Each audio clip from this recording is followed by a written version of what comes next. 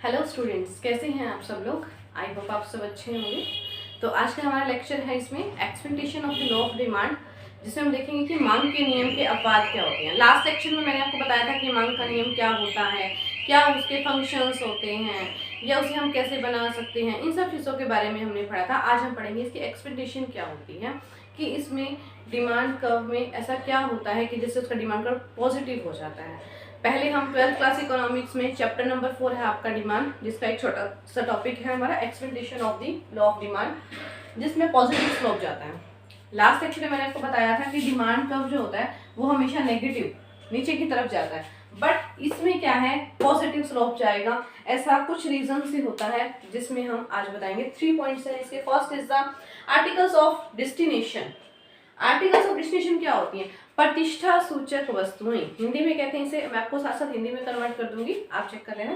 First is the articles of the destination is the प्रतिष्ठा सूचक वस्तुएं। वो कौन सी होती हैं? वो एक ऐसी वस्तुएं होती है जिनका प्राइस इंक्रीज होने पर, इसमें क्या होता है, अगर आपके प्रोडक्ट का प्राइस इंक्रीज हो जाता है तो ऑटोमेटिकली जो उसकी डिमांड है वो भी इंक्रीज हो जाती है। फॉर एग्जाम्पल, अच्छी वस्तुएं, आप किसी अच्छी शॉप पे जाते हैं, शोरूम में जाते हैं, वहां पर अगर आपको 500 की शर्ट 5000 में भी मिलेगी तो आप उसे परचेज कर लेते हैं। क्यों? क्योंकि आप ये सोचते हो कि हाँ हम अमीर हैं, रिच हैं, हम अच्छी से अच्छी क्वालिटी की चीज़ खरीदें। हम किसी शॉप पर जाएंगे, उसे बोलेंगे और भी अच्छी चीज़ दिखाओ, और भी अच्छी चीज़ दिखाओ, तो 500 की चीज़ को भी 5000 में सेल कर देता है। तो जैसे ही उसका प्राइस बढ़ जाता है आप ऑटोमेटिकली उसकी डिमांड को ज़्यादा कर देते हो। तो ये होती है हमारे आर्टिकल्स ऑफ डेस्टिनेशन। जैसे कि इसमें डायमंड्स को ले सकते हो आप। डायमंड्स का रेट बढ़ते ही लोग उसे खरीदने लग जाते हैं। वो सोचते हैं कि हाँ इसमें हमारी प्रतिष्ठा होगी, कि हाँ हम ज़्यादा रिच लगेंगे, अच्छी गाड़ी खरीदेंगे, ये करेंगे वो करेंगे। तो ये सब इसके अंदर आता है आर्टिकल्स ऑफ डेस्टिनेशन में, जिसमें इसका डिमांड कब जो होता है वो पॉजिटिव स्लोप में चला जाता है। सेकेंड इज द इग्नोरेंस, अज्ञानता। इग्नोरेंस या अज्ञानता क्या होती है? जिसमें कुछ लोगों को पता ही नहीं होता, वो अज्ञान होते हैं, नॉलेज नहीं होती है। जिससे इसकी नॉलेज नहीं होती है हम उस प्रोडक्ट को लेकर आ जाते हैं, कम रेट वाले को हम हाई रेट में लेके आ जाते हैं, तब उसका डिमांड कर्व पॉजिटिव स्लोप में चला जाता है। जैसे विलेज से कुछ लोग हमारे यहाँ पर आएंगे, शहर में आएंगे, तो विलेज से जब वो लोग यहाँ पर आएंगे हमारे यहाँ पर, तो वो क्या करेंगे, कहेंगे अच्छे से अच्छे प्रोडक्ट दिखाओ। वो अगर सेलिंग का 200 रुपये का चीज़ होगा ना, तो वो उसे 2000 में बेचेंगे और वो लेकर भी चले जाते हैं।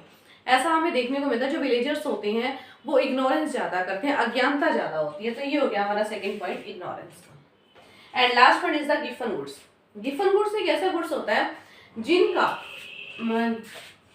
प्राइस तो इंक्रीज होने पर डिमांड इंक्रीज हो जाती है, बट अगर आपकी इनकम जो है इंक्रीज हो जाए तो इसकी डिमांड कम हो जाती है।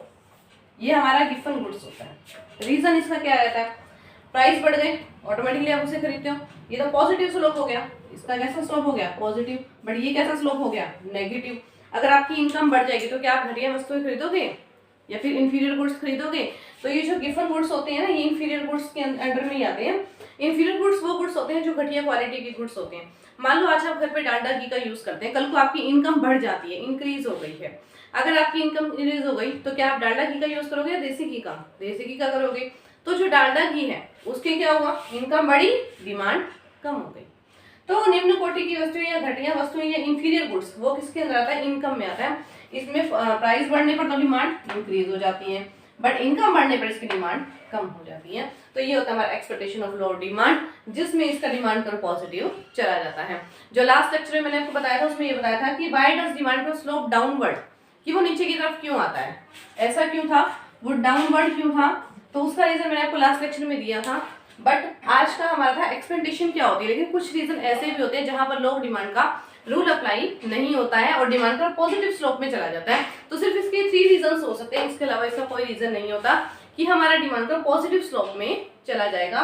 First is the articles of destination, second ignorance, and last is the Giffen goods, जिसका प्राइस लेवल तो पॉजिटिव एंड इनकम हमारी क्या होती है इसमें? नेगेटिव।